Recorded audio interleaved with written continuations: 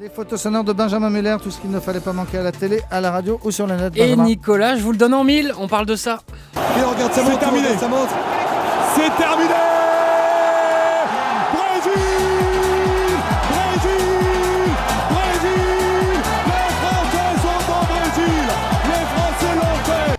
Voilà la joie sobre de Cyril de la Morinerie. Et on comprend hein, parce qu'il n'était pas sûr d'aller au Brésil non, si on ouais. s'était pas qualifié. Alors que là, il ira pour Europe 1 au Brésil. Et rendez-vous compte, même Raymond Domenech était surexcité.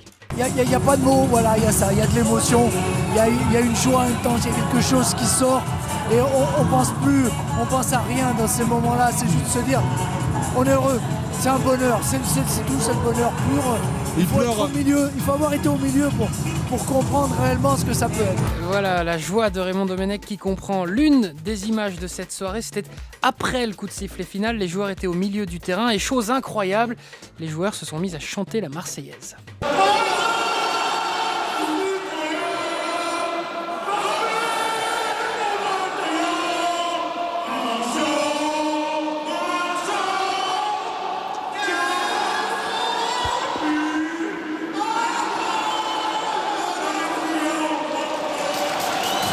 Et juste après cette belle Marseillaise, écoutez le président François Hollande présent au Stade de France est forcément très emballé par la victoire, à moins qu'il ne parle pas de foot, enfin chacun peut le décrypter comme il le veut.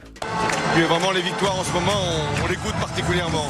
Surtout quand il y a une ambiance, on dit cette équipe, elle n'y arrivera pas, elle ne peut pas y arriver parce que plein de choses, elle y est arrivée et elle nous montre un exemple. Il faut y aller, il faut y croire. Il y a des occasions d'être parfois en colère ou d'être inquiet.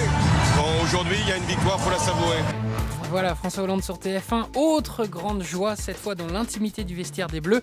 C'est le coach Deschamps qui s'adresse à ses joueurs, filmé ici par la Fédération française de foot. Vous avez écrit votre histoire, les gars. Hein? Bravo à tous. C'est votre mérite. Hein? Oh. Si vous y avez été aujourd'hui, c'est une question de tête et d'envie. La qualité, vous l'avez. Savourez.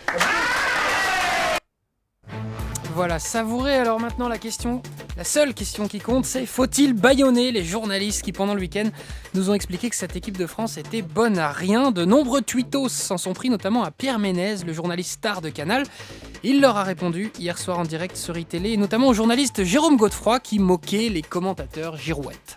Les mecs qui étaient invités sur les plateaux, ils étaient là, c'était une boucherie. Ça m'énerve. C'est tout ce que je déteste, c'est le journaliste qui donne des cours de journaliste dans un secteur où il n'est pas spécialisé. Ferme-la et écoute les spécialistes. Depuis des semaines, la France entière gerbe sur l'équipe de France. Et aujourd'hui, ça va être la faute de Pascal Praud, Pierre Ménez, Daniel Riolo et quelques mecs qui ont un peu de burne dans ce métier où personne n'en a. Non, moi je suis pas d'accord. Je ne suis pas d'accord. Voilà, vive les hommes burnés. Et enfin Nicolas, rendons à César ce qui appartient à César. Hier soir, vous avez demandé Nicolas à vos nombreux invités de nous faire un petit pronostic.